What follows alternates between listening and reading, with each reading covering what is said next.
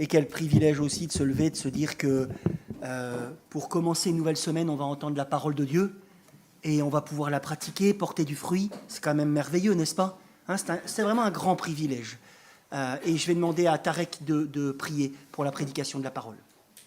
Merci Seigneur de nous rassembler encore une fois aujourd'hui. L'entrée de ta parole nous éclaire, que nous donne la compréhension. Bénis ton serviteur qui apporte ta parole avec clarté, avec puissance, et qu'elle nous édifie et qu'elle nous permette de porter du fruit. Au nom de Jésus-Christ, nous avons ainsi prié. Amen. Amen. Nous sommes dans une série de prédications sur l'évangile de Marc que vous pouvez retrouver sur notre chaîne YouTube. Et donc là, c'est la 7e prédication, je pense. Et nous avions constaté la semaine dernière, rappelez-vous, et pour ceux qui n'étaient pas là, écoutez bien, nous avions constaté la semaine dernière que Jésus est Yahvé, le Dieu de l'Exode. Waouh! Venu par le Fils au milieu de son peuple, au milieu de nous. Il est le bon berger, rempli de compassion, celui qui était annoncé dans l'Ancien Testament, qui enseigne, prend soin, guide, pourvoit aux besoins de ceux qui se reconnaissent perdus et qui viennent à lui avec foi. Et en parlant de besoins, mes frères et sœurs, nous allons dans la section qui nous intéresse aujourd'hui, chapitre 7, comprendre, écoutez bien, comprendre quel est notre plus grand besoin, notre plus grand problème et donc notre plus grand besoin. Lecture du chapitre 7. Marc chapitre 7. Les pharisiens et quelques spécialistes de la loi venus de Jérusalem se rassemblèrent auprès de Jésus. Ils virent quelques-uns de ses disciples prendre leur repas avec des mains impures, c'est-à-dire non lavées. Or, les pharisiens et tous les juifs ne mangent pas sans s'être lavés soigneusement les mains, conformément à la tradition des anciens. Et quand ils reviennent de la place publique, ils ne mangent pas avant de s'être purifiés. Ils tiennent encore à beaucoup d'autres traditions, comme le lavage des coupes, des cruches, des vases de bronze. Et alors les pharisiens et les spécialistes de la loi lui demandèrent « Pourquoi tes disciples ne suivent-ils pas la tradition des anciens, mais prennent-ils, au contraire, leur repas avec des mains non lavées ?» Jésus leur répondit « Hypocrites ! Ésaïe a bien prophétisé sur vous quand il a écrit « Ce peuple m'honore des lèvres, mais son cœur est éloigné de moi. C'est faussement qu'il m'honore en donnant des enseignements qui sont des commandements humains. Vous abandonnez le commandement de Dieu, vous gardez la tradition des hommes. » Et il leur dit encore « Vous rejetez très bien le commandement de Dieu pour garder votre tradition. » En effet, Moïse a dit, 5e commandement, « Honore ton père et ta mère, et celui qui maudira son père ou sa mère sera puni de mort. Mais d'après vous, si un homme dit à son père et à sa mère, ce dont j'aurais pu t'assister, c'est korban, c'est-à-dire une offrande à Dieu, alors il ne peut plus rien faire pour son père ou sa mère. Vous annulez ainsi la parole de Dieu par la tradition que vous avez établie, et vous faites encore beaucoup d'autres choses semblables. Ensuite, Jésus appela toute la foule et lui dit « Écoutez tous et comprenez. Il n'y a rien d'extérieur à l'homme qui puisse le rendre impur en pénétrant en lui, mais c'est ce qui sort de l'homme qui le rend impur. » Lorsqu'il fut entré dans la maison, loin de la foule, ses disciples l'interrogèrent sur cette parabole et il leur dit « Vous aussi, vous êtes donc sans intelligence ? Ne comprenez-vous que rien de ce qui est de l'extérieur entre dans l'homme et ne peut le rendre impur ? En effet, cela n'entre pas dans son cœur, mais dans son ventre, et s'est évacué dans les toilettes. » Il déclarait ainsi que tous les aliments sont purs. Il dit encore, c'est ce qui sort de l'homme qui le rend impur. En effet, c'est de l'intérieur, c'est du cœur des hommes que sortent les mauvaises pensées, les adultères, l'immoralité sexuelle, les meurtres, les vols, la soif de posséder, les méchancetés, la fraude, la débauche, le regard envieux, la calomnie, l'orgueil, la folie. toutes ces choses mauvaises sortent du dedans et rendent l'homme impur. Amen. Premier point de ma prédication, et gardez vos Bibles sous les yeux, un faux problème qui met en avant un gros problème. Un faux problème qui met en avant un gros problème. Au début de ce chapitre, nous apprenons que des pharisiens et des scribes ou spécialistes de la loi, des chefs religieux, ont fait le déplacement, verset 1, depuis Jérusalem. Ça rigole plus. La capitale spirituelle du pays, là où il y avait, le temple, pour s'enquérir des choses qu'on leur a certainement rapportées au sujet de celui qui leur pose problème de plus en plus, Jésus. En effet, rappelez-vous, ce n'est pas la première fois dans cet évangile que ce parti religieux, les pharisiens, se confronte à lui. Faisons donc pour commencer un petit focus sur ce courant religieux. Il s'est constitué au IIe siècle avant Jésus-Christ.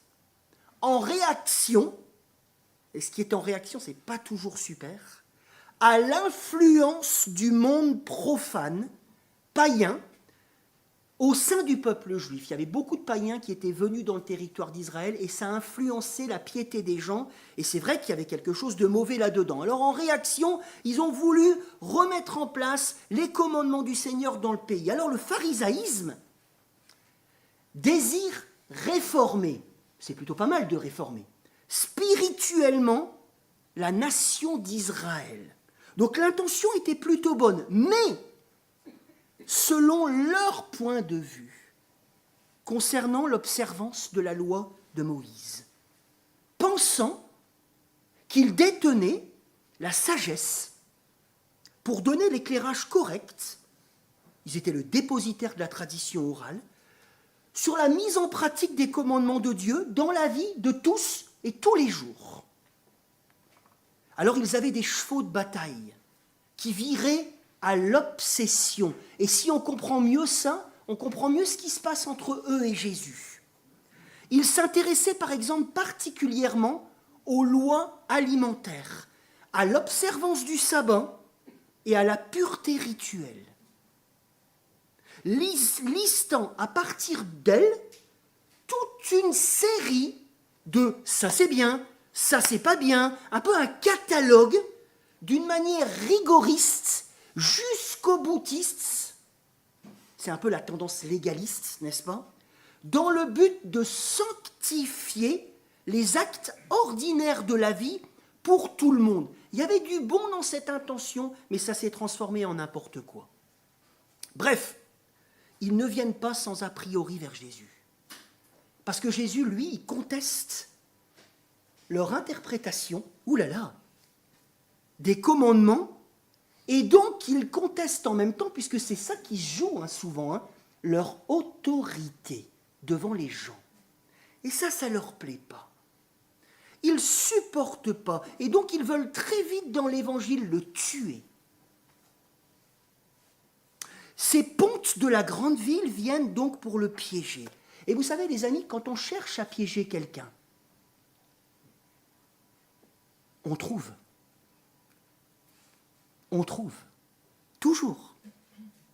Ils voient, verset 2, les disciples de Jésus manger sans s'être lavé les mains. Alors là, ils sont choqués.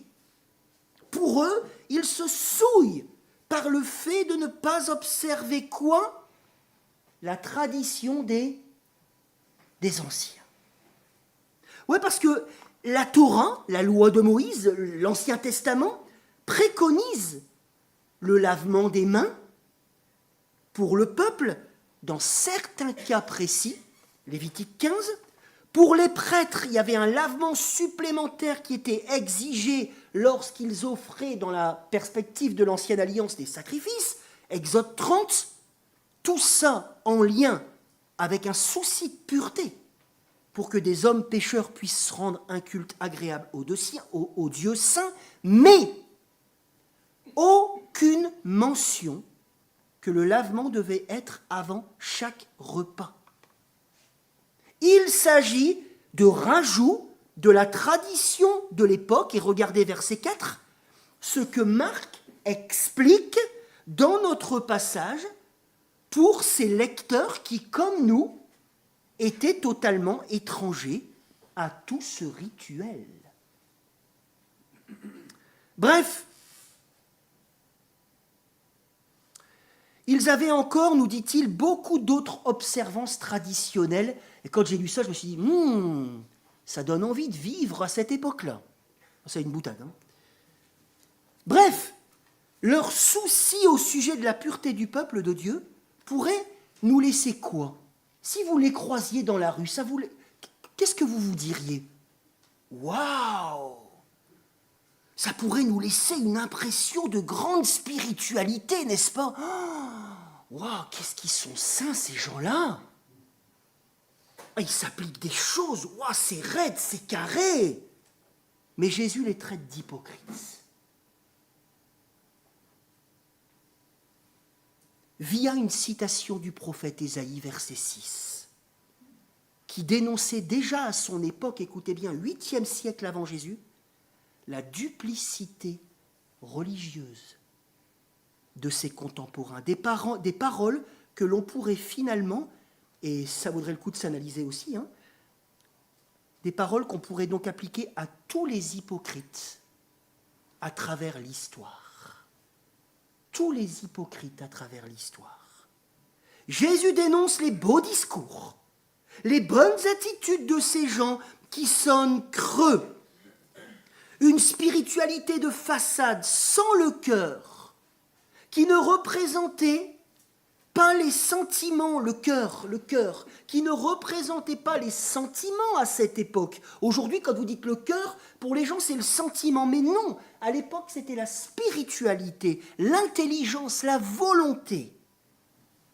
Une attitude, dit Jésus, via Ésaïe, qui débouche sur quoi? Regardez verset 6, un culte vain, V-A-I-N, qui ne sert à rien. Ah, ça paraît super, on peut se dire, waouh, magnifique, mais ça sert à rien, ça n'honore pas le Seigneur, ça ne produit rien, rien. Pourquoi Jésus pose-t-il un jugement aussi sévère? L'explication est donnée à partir du verset 8. Regardez avec moi, où leur problème est marqué par 3 paires. Regardez dans votre texte, 3 paires de contrastes. Jésus dit qu'ils abandonnent, regardez, ils abandonnent le commandement de Dieu pour s'attacher à la tradition des hommes. Abandonner, attacher, commandement, tradition, Dieu humain. Tout en se drapant des plus belles intentions spirituelles, là réside l'hypocrisie. Ils ont un gros problème d'autorité dans leur vie. Leurs commentaires sur la loi passent au-dessus de ce qui est commenté. C'est chelou. C'est tordu. Un problème de loyauté.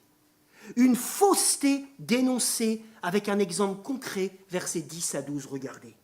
La tradition des anciens disait, écoutez bien, Corban, la tradition des anciens disait qu'une personne pouvait priver ses parents de ressources dont ils avaient besoin éventuellement en faisant un don financier au temple, un présent sacré dit pour Dieu, Corban, un don sous forme de promesse dont je pouvais jouir pendant ma vie, mais qui par contre ne pouvait plus du tout être donné.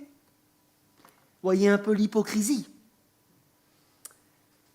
Une tradition perverse, soi-disant spirituelle, qui annulait le 5e commandement de Dieu, considéré par beaucoup comme l'un des plus importants de la loi de Moïse, qui s'adressait en particulier à l'époque aux enfants devenus adultes qui devaient soutenir leurs parents âgés et qui pouvaient donc, grâce à la tradition, mettre sur leur égoïsme le tampon cachère.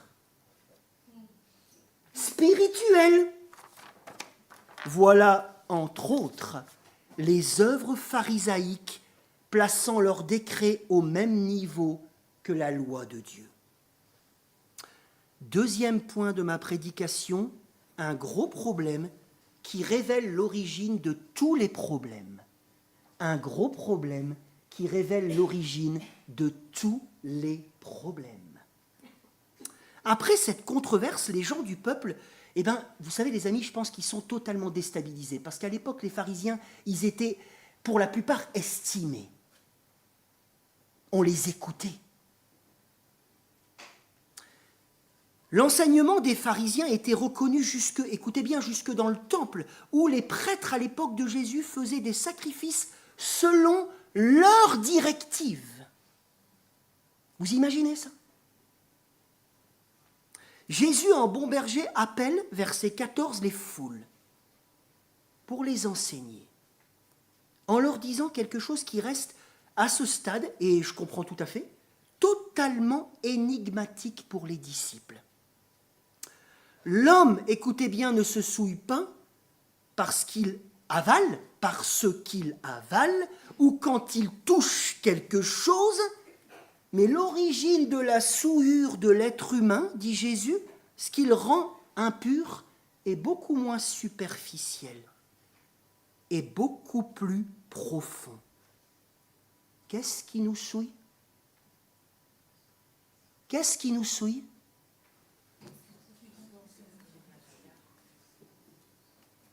Ne vous inquiétez pas.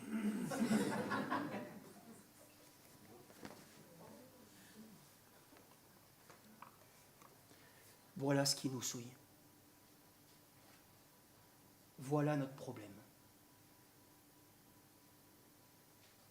Mon petit mélange que j'ai mis sur mon t-shirt pue en plus.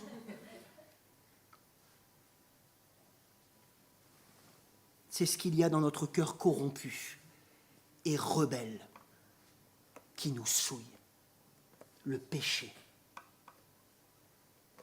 Et j'ai beau mettre ma petite chemise tout propre, ça ne change rien du tout.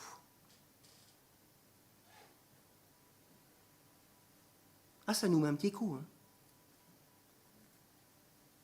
Une souillure qui s'exprime par toutes sortes de comportements dégoûtants. Versets 21 à 22. Comme le fait de placer la tradition des hommes au-dessus de la parole pour garder son argent, au détriment de ses parents dans le besoin, tout en enrobant ce comportement de la plus belle spiritualité. Nous sommes tordus. Et la pureté rituelle ou quoi que ce soit d'autre ne peut en rien traiter le fond du problème. La vraie réforme ne peut donc pas être celle des pharisiens de l'instauration de nouvelles règles sur règles sur règles sur règles de pureté, comme si elles constituaient la solution pour se purifier. Plaire à Dieu et accéder à son royaume, c'est ce qu'ils croyaient. Et certains pharisiens étaient sincères, on pense à Nicodème. Mais tout ça, ça peut même égarer les gens, parce qu'ils vont se concentrer excessivement sur le rite externe, au détriment du vrai problème. Du vrai problème. Du problème intérieur. Comprenons que Jésus, mes amis, n'est pas en train de s'opposer ici à l'Ancien Testament et ses lois de pureté. Il critique le système pharisien. Mais premièrement, écoutez bien, il enseigne simplement, parce que c'est lui qui a donné la loi, c'est Yahvé, en chair. Il explique simplement, correctement aux gens, lui, l'enseignant par excellence, le maître du sabbat, le véritable interprète de la loi, il replace la véritable fonction de ces lois, c'est-à-dire, entre autres, de révéler qu'on ne peut pas s'approcher de Dieu comme ça et qu'on a un sacré problème dans nos vies. Elles sont les lois de pureté, toutes les choses de l'Ancien Testament, comme le disait saint Augustin, miroir sur notre âme. Elles désirent nous convaincre, dit-il, de notre infirmité. Ces lois désirent nous convaincre des abysses de notre cœur, de notre incapacité totale, comme le disait Jean Calvin, de pouvoir nous approcher de Dieu par nous-mêmes, de manière pérenne. Et alors, elle devrait nous faire comme David. Rappelez-vous, David, quand il est face à son péché, il lui dit « Mais si je pouvais faire plein de trucs, je le ferais, mais je me rends compte que je ne peux rien faire, sauve-moi !» Elle désire nous faire espérer dans une intervention divine pour nous sauver. Deuxièmement, dans ce texte, Jésus, maître de la loi, il est maître de la loi, si bien qu'il peut, parce qu'il a l'autorité, il saisit l'occasion, il annonce la fin de certaines choses. Verset 20, regardez verset 20. C'est ce que Marc, au verset 20, a capté après coup, et il nous le dit. Jésus, par ses paroles, déclare tous les aliments purs, et met donc officiellement, parce qu'il est là sur terre pour amener la nouvelle alliance, il met officiellement fin à toutes les règles de pureté par anticipation à son œuvre, à ce qu'il va faire à la croix. En effet, nous l'apprendrons plus tard au chapitre 10, il est venu nous servir, c'est-à-dire se donner en rançon, lui, le seul être pur, tout en subissant le châtiment à la croix pour toutes nos souillures, se faisant malédiction pour nous, dit Paul. C'est fort ça. Nous donnant par sa justice un accès à Dieu pour toujours. Plus besoin de règles de pureté pour pouvoir rendre un culte au Seigneur. Nous pouvons le faire en esprit et en vérité grâce à lui. Le système pur, impur de l'ancienne alliance qui avait comme centre Jérusalem, d'où ces religieux viennent, meurt aux pieds de Jésus, qui va pourvoir à notre plus grand besoin, le pardon de tous nos péchés et la purification totale en lui. Dieu permet en Jésus un moyen de réforme bien plus puissant, complet que celle qui était désirée par ces religieux, et ce moyen, c'est Dieu lui-même, puisque Jésus est Dieu. Ce moyen, c'est lui-même, à la croix. Ça nous dépasse, hein? Et ça, c'est l'amour de Dieu. Et troisièmement, des nouveaux privilèges impliquent des nouveaux devoirs, et je le crois. Je ne m'attarderai pas là-dessus, mais Jésus, en pointant le vrai problème, se révélant être la solution pour le pardon, nous invitant à une nouvelle vie à sa suite, puisque repentez-vous, croyez à la bonne nouvelle dans tout l'évangile. Il nous invite à comprendre quel est notre vrai problème, profiter de son don et vivre de plus en plus tout pour lui. Il pointe également le fait qu'il est, fidèlement aux promesses de l'Ancien Testament, celui qui permettra à ce que la loi soit gravée dans notre cœur. Celui qui permettra à ce que notre obéissance soit motivée de manière incroyable, de l'intérieur, dans nos tripes, par amour pour le Seigneur. Écoutez ce que Jérémie a écrit des centaines d'années avant la venue de Jésus. Jérémie 31, verset 31, écoutez, « Voici que les jours viennent, déclare l'Éternel, où je conclurai avec la communauté d'Israël et la communauté de Juda une alliance nouvelle. Elle ne sera plus comme l'alliance que j'ai conclue, celle de Moïse, avec leurs ancêtres le jour où je les ai pris par la main pour les faire sortir d'Égypte. Eux, ils ont violé mon alliance, le cœur. Alors que moi, j'étais leur maître, déclare l'Éternel. Mais voici l'alliance que je ferai avec la communauté d'Israël. Après ces jours-là, déclare l'Éternel, je mettrai ma loi à l'intérieur d'eux. Je l'écrirai dans leur cœur.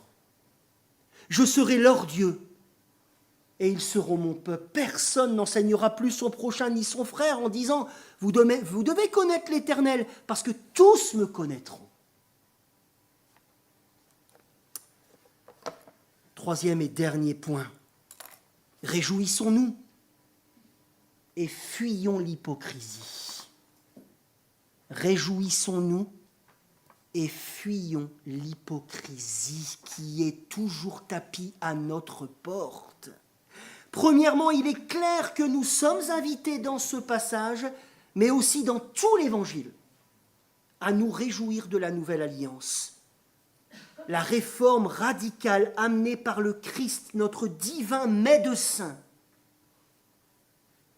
qui traite en profondeur le problème du péché et ses conséquences. Il a mis fin aux ombres de l'Ancien Testament qui annonçaient des choses plus grandes à venir. Et ces choses plus grandes, elles sont à nous. Elles sont là en Jésus-Christ. Oui, si j'ai revêtu le Christ, c'est-à-dire si je crois en lui, je suis en paix, je n'ai plus de problème, je suis en paix avec Dieu. Le Seigneur me voit à travers Jésus, non pas que je ne suis plus pécheur, mais le Seigneur me voit à travers lui, en lui. Le Seigneur me voit en Jésus-Christ, plus blanc que la neige. Plus blanc que la neige. Amen. Mais c'est fort ça, vous comprenez ça, cette implication, vous le comprenez ça? On a toujours tendance à croire qu'on est impur, etc. Non!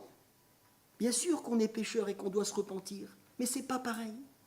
Deuxièmement, si tu n'as pas, et je voudrais dire d'ailleurs rapidement que si vous avez des problèmes avec est-ce que je touche ça, est-ce que je suis impur, des fois je vois ça chez des gens, chez des chrétiens convaincus qui aiment le Seigneur, mais qui ne sont pas encore très au clair avec ça, est-ce que je touche, ça, est-ce que je mange et compagnie. On est délivré de toutes ces lois de pureté. En Christ, on est libre. Libre de glorifier Dieu, mais différemment. Deuxièmement, si tu n'as pas encore placé ta foi en Jésus-Christ, mon ami, si tu n'as pas encore placé ta foi en Jésus-Christ, prends conscience qu'aucun rite religieux, aucune bonne action, aucun stage de purification, même si tu pars une semaine en montagne pour jeûner, aucun stage de purification en tout genre ne pourra régler le problème de ton cœur, qui te souille, qui produit, et tu le sais parce que tu en es conscient, qui produit de mauvaises choses, des choses que tu pratiques et qui te conduisent vers la mort, puisque ton cœur te rend incapable de te présenter devant le Seigneur 3 fois saint le jour où tu vas mourir. Alors écoute et comprends, le seul espoir pour ta vie, c'est Jésus. Le seul espoir. Et troisièmement, pour conclure, si tu es un croyant, et je sais qu'il y en a beaucoup ici, réjouis-toi, mais prends conscience également, puisque le péché nous enveloppe si facilement, n'est-ce pas, de ce que nos anciennes tendances veulent produire dans nos vies, nous tacher notre entourage, notamment par la mauvaise tradition. La mauvaise tradition, c'est-à-dire celle qui est élevée, et là tout le monde doit s'analyser, tout le monde, moi aussi, tout le monde. La mauvaise tradition, celle qui est élevée en chef suprême de ma vie, petit à petit, au détriment de l'Écriture, avec comme finalité de nous faire passer à côté de l'adoration véritable du Seigneur, d'une vie qui le glorifie. C'est ça la finalité de la mauvaise tradition. C'est qu'on finit par être insipide. Insipide. Il y a de la bonne tradition. Là n'est pas la question, n'est-ce pas? Celle qui réfléchit, écoutez bien, avec un bon cœur. sur l'application. Parce que la Bible, ce n'est pas un manuel d'auto-école. On a besoin de réfléchir à comment appliquer, celle qui réfléchit, cette tradition, aux implications des commandements du Seigneur pour notre vie, de tous les jours, pour nos cultes. Tiens, comment on va pratiquer la louange, comment on va faire la scène. Une saine réflexion menée en église, en famille, en couple, qui débouche donc logiquement sur des choix, n'est-ce pas ? Pour savoir comment célébrer, je vous l'ai dit, un culte avec les éléments essentiels donnés par la parole, pour la gloire de Dieu, comment on peut réfléchir aussi à comment étudier la parole dans un groupe de maison, comment célébrer la scène, le dimanche, quelle fréquence, alors il y en a c'est tous les dimanches, il y en a c'est 2 fois par mois, et compagnie, on voit bien qu'il y a des différences de réflexion, n'est-ce pas ? On peut réfléchir et agir à comment former les chrétiens dans une église, comment élever ses enfants, comment leur communiquer la foi. Il y a de la bonne tradition, une tradition chrétienne qui pense, qui fait des choix qui sont ouverts ou qui sont parfois arrêtés, en église, en famille, en couple, sur ce que, selon elle, cette tradition, un chrétien peut regarder. Qu'est-ce qu'un chrétien peut écouter ? Ce qu'il peut faire comme sortie. Est-ce qu'un chrétien peut fêter Halloween ? Comment devons-nous fêter Noël ? On réfléchit à ce que devrait, par exemple aussi, je liste tout plein de choses, Est-ce que ce que devrait être la relation d'un chrétien avec la politique ? Ce que devrait être la vie d'un chrétien, la relation d'un chrétien avec l'argent ? Bref, on pourrait élargir indéfiniment, et c'est pas mal, n'est-ce pas ? Indéfiniment cette liste. Je ne veux pas débattre sur ces questions. Je dis juste que nous le faisons. Les gens qui disent « Oui, mais moi c'est du biblique ». Sois prudent, mon ami. Il y a des choses qui sont bibliques et il y a des choses qui sont de l'ordre de ta propre réflexion. Mais parfois, les gens, ils ont du mal à accepter ça, n'est-ce pas ? Bref, nous le faisons tous, c'est normal. Si tant est, écoutez bien, dans la perspective de ce texte, qu'elles ne prennent pas la place de la parole de Dieu dans ma vie. Un déséquilibre, souvent inconscient, qui va se voir dans ma façon d'être, notamment avec les autres, comme les pharisiens, que je vais juger facilement s'ils ne pensent pas tout ou ne font pas tout exactement comme moi, au détriment d'une liberté réelle que nous voyons dans un cadre de la parole, de l'interprétation des principes généraux de la Bible en fonction des contextes, des cultures, des histoires, des familles. Mais moi, je vais vouloir que tout le monde soit d'accord avec moi. Alors là, tout devient polémique. Il n'y a plus rien qui est sujet à discussion. Tout est quasi biblique. Ça, c'est un signe que ma tradition, parce qu'on voit de la liberté dans la parole. Jésus, d'ailleurs, n'est pas d'accord toujours avec l'interprétation des pharisiens et il dit, regardez ce que David il a fait. Il était libre par rapport au contexte de prendre des épis de blé. Vous vous rappelez de cet épisode ?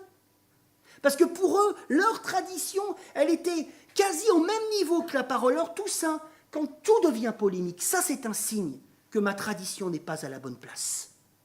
Et même qu'elle me sert de moyen pour me laisser aller aux tendances de mon cœur, drapant tout ça d'une intention spirituelle.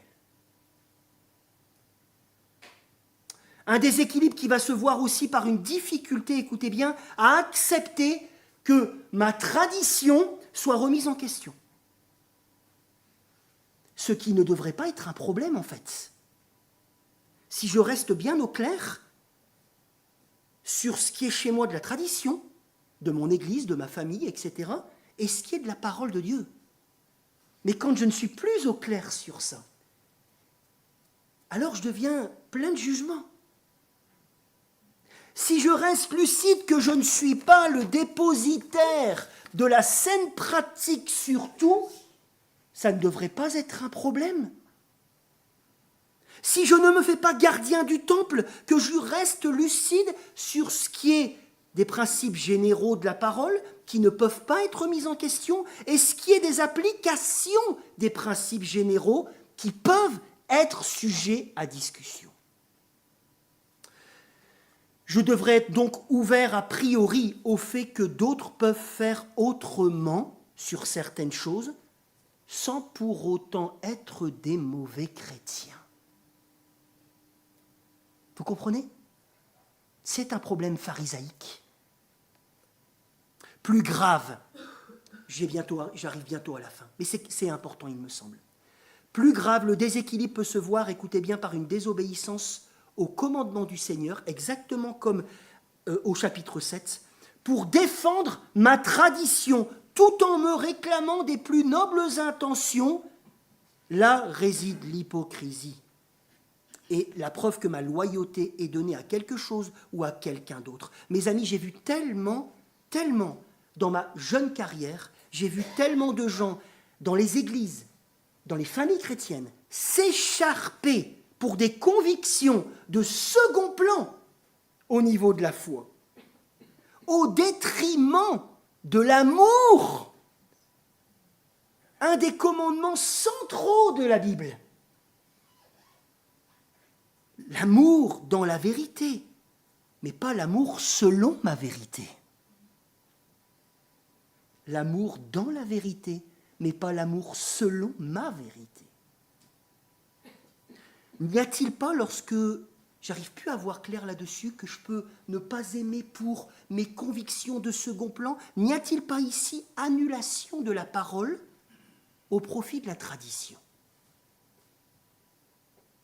Un déséquilibre qui va aussi se voir par un prosélytisme de ma tradition, de mes convictions, où je vais passer mon temps à transmettre mon attachement à ce que je crois sur toute chose, du bien, pas bien, la fin du monde et compagnie, tout ce que je crois, plutôt que de me concentrer sur l'essentiel de la prédication évangélique, qui sauve et qui conduit les gens dans la vérité.